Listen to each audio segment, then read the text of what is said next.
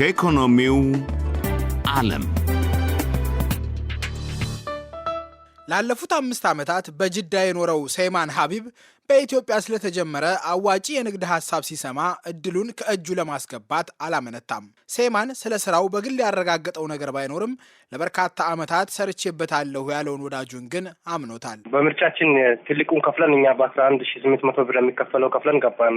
11000 ብር በአንድ ሰው እና ፎርስታር 4ኛ ቁጥር ለመግባት ነው እና 7ኛና 8ኛ ከደረሳቸው የመኪና ሽልማት አለ፣ ብር እንደዚህ ይወጣል ምናምን ስንባል ነው። ሰይማን በመልማዩ በኩል ቲያንስ ኢትዮጵያ ቢዝነስ የንግድ ስራን ነበር የተቀላቀለው። እንደ ጎርጎሮሳዊው የዘመን አቆጣጠር በ2006 ዓ.ም በኢትዮጵያ ቢሮውን የከፈተው ኩባንያ መቀመጫውን በቻይናዋ ቲያንጂን ከተማ ያደረገው የቲያንስ ግሎባል ተቀጥላ ነው። በእኔ መስመር ያስገባኋቸው 3 ሰዎች ናቸው። ማለትም በ11800 ብር በአጠቃላይማ ወደ 47 ምናምን ሺህ ብር ማታወቂያ የራሳቸው ማታወቂያ ይሰጡሃል በ380 ብር። በቃ በሱዳን ካርቱም በምግብ አብሳይነት የሚያገለግለው ሙሉቀን በእውቀቱ የ24 ዓመት ወጣት ነው። ሙሉቀንም እንደ ሰይማን ሁሉ ህልሙን የሚያሳካበት አዋጪ የንግድ ዕድል ከእጅህ ገብቷል ተብሎ ተሰብኳል።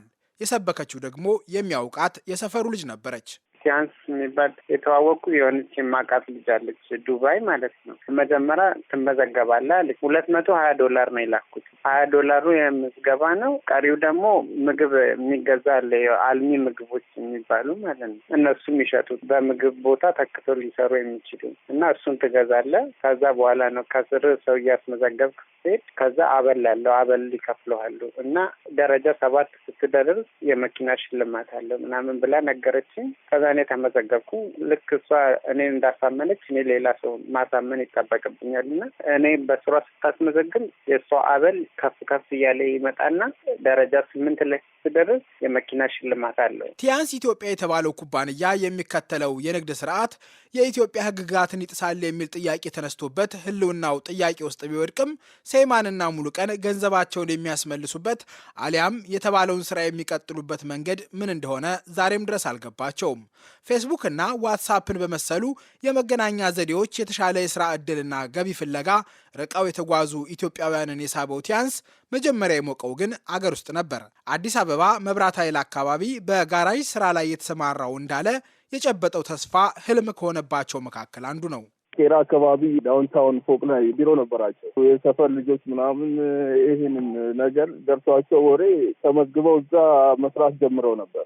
እየሰሩ እያለ ነገሩኝ። ይህን አጋጣሚ እንደዚህ ነው እንደዚህ የሚባል አዲስ እንትን መስሏል እና ቻይና እንትን ነው እና አሪፍ የሚለውጥ ነው ህይወትን የሚቀይር ምናምን ብለው ወደዛ ነገር ውስጥ ገባል። ተመዘገብኩኝ። እኔ መመዝገቢያ 345 ብር፣ ቅድሚያ ክፍያ ደግሞ 4000 ምናምን ብር ከፈልኩ። ከዛ ምንድነው የሚሆነው? ልክ ወደ ቢዝነስ እንትገባው ምርታቸውን ወስደ 4000 ምናምን ብር ትከፍልና ምርታቸውን የሆነ እንትን ነገር አለ ዚንክ ምናምን የሚባል ንጥረ ነገሮች እያሉ ይሰጡናል። እነሱን ለጓደኛ ለቤተሰብ ምናምን ለምትቀርበው ሰው ታስተዋውቃለህ ማለት ነው። ታስተዋውቃለህ።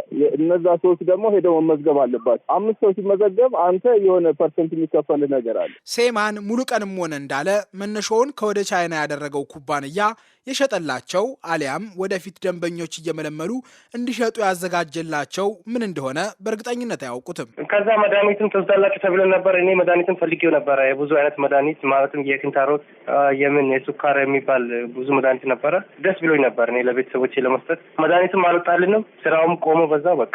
እነሱ የሚሉት ምግብን ተክተው የሚሰሩ ጤነኛ ሰው ራሱ ሊወስዳቸው የሚችሉ ምግቦች ናቸው። ከእነሱ ራሱ ተረክቤ የሆነ መደብር ሱቅ ነገር ራሱ ከፍቼ ልሰራ እንደምችል ምናምን ነው። በቃ ዚንክ ምንድነው? ንጥረ ነገር ዚንኮች ምንድነው? ሌላ ደግሞ ምንድነው? የአገር እንትን ነው በቃ የሰጠኝና እሱን የበጠበጥ ትጠቀማለህ። በሽታ ካለብህ በሽታን ይፈውሳል፣ ሰውነትን ይገነባል። ምን አንተ በቃ ሌላ ዝም ብሎ ሰራ ነገር ነው። በኩባንያው ውስጥ እስከ 5 ዓመታት ሰርተን ስኬታማ ሆነናል ባይ ኢትዮጵያውያን ባለፈው ዓመት ሚያዝያ ወር በዩቲዩብ በለቀቁት ቪዲዮ እኛ ዳንን ቤተሰቦቻችንም ተፈወሱ ሲሉ ይደመጣል። የቲያንስን ምርቶች እንደ መድኃኒት ሳይሆን እንደ ተጨማሪ ምግብ በመጠቀም መዳናቸውን ለማስረዳት ሲታትሩ ይስተዋላል። በጤና በኩል እኔ ለ7 ዓመት በርበሬ ሚጥሚጣ ትኩስ ነገር አልጠቀምም ነበር። እድሜ ለነዚህ ምርቶች እዚህ ጋር የምታዩዋቸው ተጨማሪ ምግቦች ናቸው። እነሱን ተጠቅሜ ዚንክ ይባላል። ይህን ተጠቅሜ ዛሬ በደንብ በላለሁ። ስለዚህ ጤናዬ ላይ በጣም ጥሩ ለውጥ አግኝቻለሁ። እናቴ ስኳር በሽተኛ ነበረች። ምርቶቹን እንደ መድኃኒት ሳይሆን እንደ ተጨማሪ ምግብ ተጠቅማ ዛሬ ሻይ በስኳር እየጠጣች ነው። ሪህ ነበረብኝ ሙሉ ለሙሉ ማኔጅ አድርጎልኛል። 2 ጊዜ ኦፕሬሽን ማድረግ ነበረብኝ የኩላሊት ጠጠር ኦፕሬሽን አላደረኩም። ምርቶቹን ብቻ በደንብ ስለምጠቀም ጤንነቴ ተመልሷል። በምስሉ ላይ የተቀመጠውን ስልክ በመጠቀም ደወልኩ።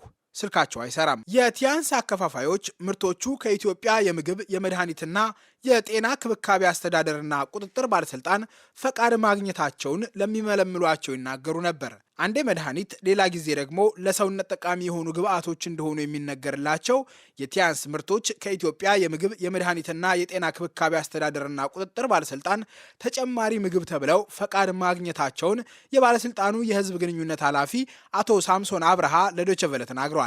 የቲያንስ ምርቶች አከፋፋዮች ተፈወስን ይበሉ እንጂ መድኃኒቶች አለመሆናቸውን አቶ ሳምሶን በአጽንኦት ይናገራሉ። የተመዘገቡ ፕሮዳክቶቹ ስናያቸው መድኃኒት አይደሉም። መድኃኒት ማለት የራሱ የሆነ የምዝገባ ሰርቲፊኬት አለ። የዓለም ጤና ድርጅትም ትርጉም የሚሰጥበት አግባብ አለ። ለተጨማሪ ምግብም በተመሳሳይ ዲፋይን የሚያደርግበት ነገር አለ። ግን አሁን የምግብ እጥረት ላጋጠማቸው እጥረቱን ለመሙላት በአንዳንዱ እንዲያውም በሐኪም ትዕዛዝ የሚሰጥበት ሁኔታዎች አሉ። እንዲህ አይነት አሁን አይረን እጥረት ካለበት አይረን ተጨማሪ ምግብ እንዲወስድ የሚደረግበት ሁኔታዎች አሉ እንጂ ፍጹም መድኃኒት አይደለም። ኩባንያው የሚከተለው ሰንሰለታዊ የሽያጭና ምልመላ ስርዓት የፒራሚድ ቅርጽ አለው። የንግድ ስራውን የሚጀምረው መስራች ሌሎች አባላት በመመልመል ከአናት ይቀመጣል። በመስራቹ የሚመለመል ሁለተኛ ሰው ወደ አሰራሩ ሲገባ ወጪ ያደረገውን ገንዘብ ለማስመለስ ሌሎች ምልምሎች ወደ ሰንሰለቱ ማስገባት ይጠበቅበታል።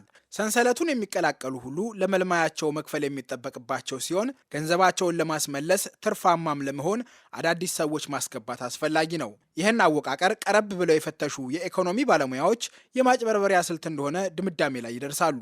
በጎርጎሮሳዊው 1990ዎቹ በዩናይትድ ስቴትስ ሰንሰለታዊውን የሽያጭና ምልመላ ስልት የሚከተሉ በርካታ ኩባንያዎች ተፈጥረዋል። የዩናይትድ ስቴትስ ፌዴራል የንግድ ኮሚሽን ስልቱን የሚከተሉ ኩባንያዎችን እየተከታተለ በመመርመር ክስ ይመሰርታል።